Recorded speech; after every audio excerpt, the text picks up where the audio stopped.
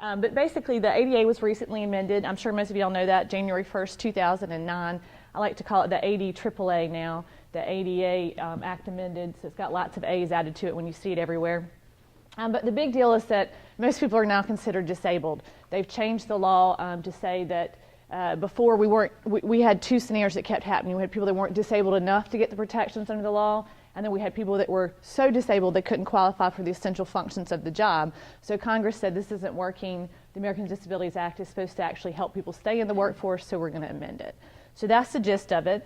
What changed was the definition of disability. Our definition of disability is a physical or mental impairment that substantially limits a major life activity, and I'm going to go through that a little bit. But as you can tell, I've put on there, it's a broad coverage, and Hagen's right, everybody's now disabled. If you're in this room, you probably qualify somewhere under the new act as being disabled. They really want to take that argument out, and that's sort of the focus I want you to get out of this presentation today, that Congress intends for you to focus on how are we going to accommodate and keep this person working. So it's really sort of changed how we look at things. Examples of episodic impairments would be rheumatoid arthritis or epilepsy. Those things are now covered very clearly under the new definitions, not colds and broken bones, so common sense on those type things. But the effect is that before, if we had someone, for example, that had a lifting restriction of 20 pounds, we would come in and y'all would call us and say, oh, we don't think they're really disabled, they can't lift 20 pounds, but they can do all these jobs, and Congress has said, well, that's not the issue. Bending is a major life activity, so if they can't lift 20 pounds, they are substantially limited in bending, a major life activity, so we consider them disabled. Now you figure out if there's a way you can accommodate them to do the job. So that's the new focus. So it's definitely changed from how it was. Another big change is that before we could consider mitigating measures to determine if they were disabled, and now we cannot. The only things we can consider are eyeglasses and contacts. So again, we get more people that are going to meet the definition. So for example, if an employee comes in with diabetes and they're insulin dependent, and you're trying to decide if they're disabled, you consider them as if they weren't taking their insulin. It's a lot of guesswork. And really, you have no idea what they'd be like without their insulin, but it's pretty much the theory of they are disabled. And that's what the law wants you to take out of this. They don't want arguments over whether or not someone's disabled. They want you to focus on the accommodations. Major life activities, since it's a physical or mental impairment that substantially limits a major life activity, before it was not defined, now we have defined it. Again, they don't want to have litigation on this. I put the definition in there for you. As you can see, it pretty much covers everything: sleeping, walking, communicating, working, thinking, reading. It covers pretty much the gamut. So they want to, again, cut down on what we're going to argue about. Major life activities also included are functions of the immune system, normal cell growth, which can be cancer, digestive, bowel, bladder, neurological, pretty much everything. Again, they're trying to say that we want to say they have a disability. Now let's move on to the accommodation question. So even with circulatory, we're covering high blood pressure. So as you can see, a lot of people are now going to be considered disabled under the Act, and the idea, again, is to focus on accommodation. Another change is the regarded as. We used to hear a lot of questions on, well, our big focus is going to be to prove that they're not disabled, and then we're going to look at whether or not we considered them disabled. We regarded them as disabled.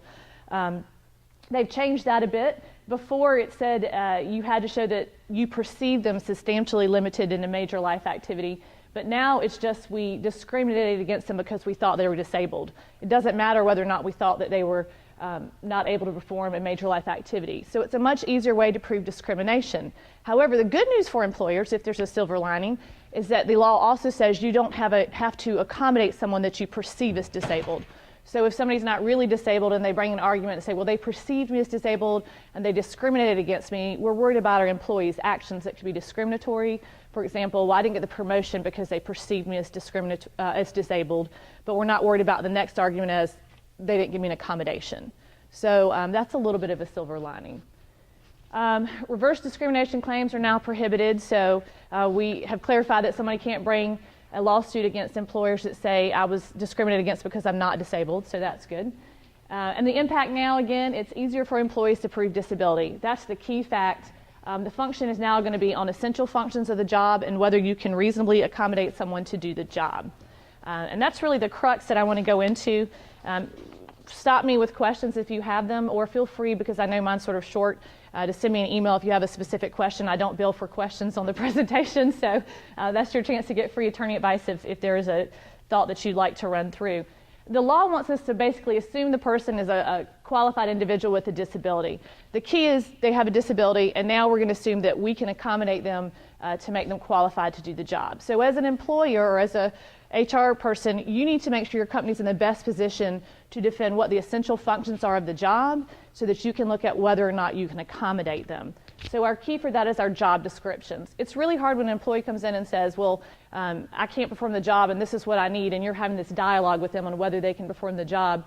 It's really hard to argue about essential functions of the job if you don't have a list, because then they can come back and say, well, my employer just created these essential functions. Nobody had to do these essential functions. They just came up with it to keep me from doing the job and to make sure that I didn't qualify or couldn't get an accommodation to do the job. So you want to have job descriptions. We suggest them for every position. They need to be accurate. For example, if you make up the job description yourself and you've never actually seen someone out in the field doing that particular job and they don't actually do what you've written, that's not a good job description. And we see that a lot because you may be having to create job descriptions for people you haven't met and you're not really positive what their job is. Or we've also seen managers that sort of have this idea of, well, we think this is what the essential functions should be for the job, but it's not actually what they make their employees do. So our job descriptions need to be accurate, and that's very important for an ADA issue. Changes to the reasonable accommodation. So the focus now is when an employee comes to you, you're going to assume that they're probably disabled under the new ADA, and now we're going to look at whether we can accommodate the issue that they're having. And reasonable accommodations, there's a lot listed in the slideshow. Changes to the job application process. Someone may come to you or you may find out that people are unable to complete your application process. Reasonable accommodation can be a change in our application process. Modifications to the work environment, including how a job is performed. Also changes so that a disabled employee can enjoy equal privileges and benefits. So it's very broad types of accommodations that you can have. Job restructuring, light duty, perhaps not permanent, but you may say for a period of time you're going to give someone a light duty. For example, if they had surgery, they come back and they say, their doctor says, well, they'll be ready to come back in 6 weeks full time, but they could do the job with some accommodation right now. Light duty could be considered an accommodation. Modified workplace policies, you may have to change some of your workplace policies to accommodate someone. For example, if you had a job where somebody always had to stand, and the person says, well, I have to have a rest break every hour for 5 minutes where I need to sit to accommodate my disability. You may have to modify that policy and allow that person to have that type of a break. Reassignment to a vacant position. We hate to do that if we don't have to. We'd rather try and accommodate someone in a position, but that can be a reasonable accommodation if you cannot accommodate them in the position that they have, meaning you can't help them meet the essential functions of that job. And also leave of known duration. A lot of employers don't realize this, but a reasonable accommodation can be a set amount of leave. If your employee says, well, I have cancer and I'm going to be out for treatment for 6 months, that can be a reasonable accommodation. We're not talking about indefinite leave, but if they have a set time where they believe to be able to come back to work, that is a reasonable accommodation. Not a reasonable accommodation, eliminating an essential function of the position. That's why your job description is so important. You want to have your essential functions spelled out. You're not required to change the job so that the essential functions do not have to be performed. So it is okay to hold that employee to the level of what needs to be done in that job. You don't have to lower your uniformly applied production standards. If you have a goal that everyone has to meet, you're not going to be required to change that. They still have to meet that goal with some sort of accommodation. You may have to assist them in physically doing the job, but you can have that production goal. Providing a stress-free working environment. We see that case a lot, and it sort of entertains me, but somebody will come in and say, well, I just couldn't work with my supervisor, and I think that it triggered all sorts of symptoms, and that I need an accommodation that I don't have to work with that person. Well, we all have stressful jobs. I'm sure all of you are stressed at different times with various people in your organization. And that is not a requirement. That is not an accommodation to give someone a stress-free working environment or to provide them a new boss, which is probably good. You might get that request a lot in your job. So, and again, I put up there providing indefinite leave of absence. That is not a reasonable accommodation. You do not have to provide someone indefinite leave. I've put the job description slide in twice, and that's because I'm going to go back to that. That is the key for all of these things. When you're looking at accommodations, you need to be able to pull out the job description and say, these are the essential functions.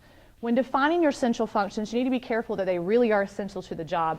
There have been several cases, and you may or may not be aware of, where employers have said, well, we're going to require, for example, all of our drivers to meet a certain standard. The DOT says that for trucks that are 10,000 pounds or heavier, we have to meet this hearing test. And so we're going to require all drivers to meet that regardless of the type of truck they drive. Well, there have been several suits and the employees have come in and said, well, that's not fair. I drive a truck that's 8,500 pounds, and why do I have to meet that DOT standard? And the courts have come in and looked at it and said, well, you know, that's a DOT requirement that's up here, and they're not having to drive those types of trucks. So unless you can show there's a safety concern, that's not an essential function of the job. So you want to be very careful when you're looking at creating these essential functions that you're not generalizing all of your employees, which is pretty easy to do if they tend to do the same things, but you've really got to look at what's qualified. And if you have DOT requirements, you want to make sure that you're not imposing those DOT requirements on employees that don't have to meet those standards. So that's something important to look at. I have a quick question. Yes. And I draw a distinction between the DOT standards that you have to comply with and the DOT guidelines or the recommendations as it relates to like high blood pressure Right. or other cardiovascular issues. What if your organization chooses to meet those guidelines? Well, usually if there's a guideline, there's some backup documentation showing why it would be dangerous not to meet those guidelines and why they've put those guidelines in place. And in that case, you'd be okay. For example, there's a lot of studies out there showing that insulin-dependent drivers would be a bad idea, and the courts have upheld that standard over and over again because there's proof out there. The problem is if you don't have a guideline or something similar or tests that are out there showing that it is a safety risk, not just a perception of we believe that's a safety risk, but here's the information as to why it is, that's where you get into trouble. So yes, if there's a guideline or something suggesting that this would be a good thing for your organization, and there's that backup documentation of why we say this guideline's important, you're usually okay putting that as an essential function. The DOT standards give us a great sort of bright line, at least most of the courts recognize. When you get into guidance, that's helpful because it's very much like making a safety decision for somebody in the shop, you know, that you're thinking about shouldn't be working because they might cause some harm to themselves or somebody else. I mean, that's basically the same analysis you apply in your guidance situation, but the guidance gives you a little extra evidence, I think, to show that it's a reasonable restriction or limitation. And I tell you, the problem we've run up against is the DOT has these guidelines up there. They have not been updated since like 1988, early 90s, and the medical evidence and the research that they have, it's changed over that period of time, but it's still out there. And if we adhere to it and they have these automatic suspensions, say they should not be qualified to drive for a period of 90 days, a year, 2 years, and we kind of live up to that, but then when it's challenged, now we have all these issues and areas where they can attack. It's just really between a rock and a hard place. Well, and it is hard, and so you're having to use the information the best you can. There are a couple of older cases, I haven't seen any recently, where companies have imposed a restriction. I'm trying to think of one where the DOT came out and said, well, this is what we recommend, but we do have a waiver program, and we're sort of testing this. And employers have said, well, it's a waiver program, but it's not a certain thing, so we're not going to grant that waiver. And the courts have upheld that and said, well, you know, there's a safety concern. It's a testing issue. The DOT hasn't changed their opinion.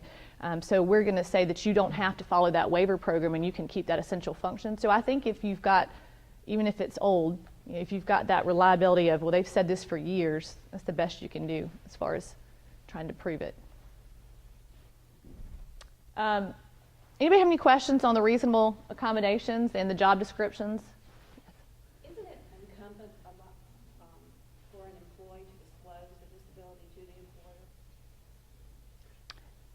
Yes, but, I mean, we also have to recognize that sometimes we have that information without them specifically saying. For example, through their FMLA paperwork or through a doctor's note that they provide, we may have it, or they may give us enough information that we have a duty to make a further inquiry. So let's say, for example, if your employee just says, I'm going to be out sick today, you don't have any duty to investigate into that further.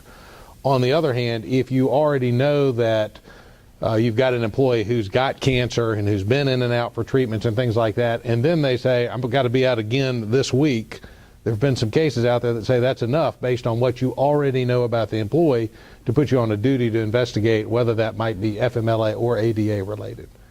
But if it's not FMLA. The rule is pretty much the same with the ADA, but you are correct. We don't have a duty to go around asking, and in fact the law does not allow us to go around asking people if they have a disability.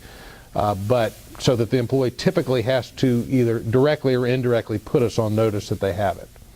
Now, many times we find ourselves, though, in situations where we think the employee's got something wrong with them, and we're concerned about from a safety standpoint, and then the ADA does permit us to sit down and make a medical inquiry either with them or with their doctor because there's a threat to the safety and health of the individual or the employees they work with. And you have to be careful about what your supervisors know sometimes that they don't really pass on to you.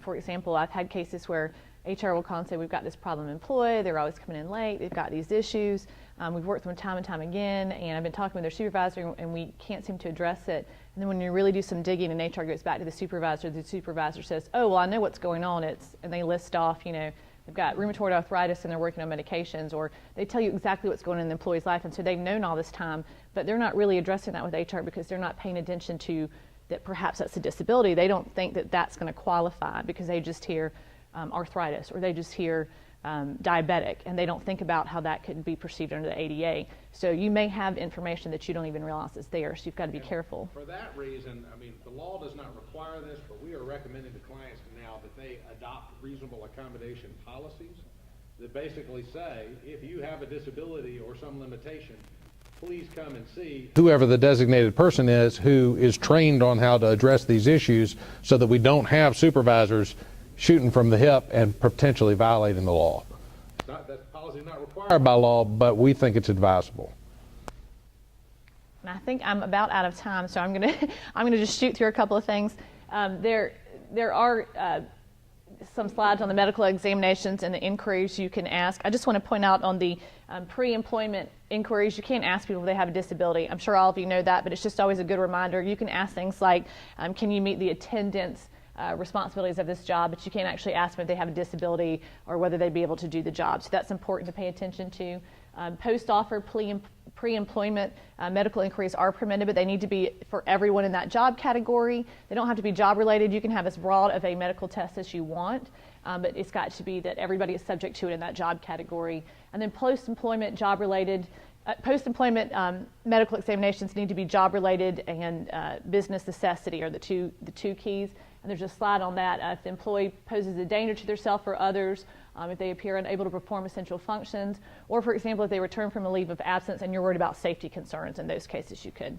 So there's a few other slides on here. I know we didn't get a chance to cover it all, but feel free to shoot me an email. My email is at the end if you have a follow-up question or something that you want to ask. But the key to take away from this is assume that they are disabled, and what you need to look at are your essential functions in your job description and whether you can accommodate them to perform those essential functions. Thank you very much.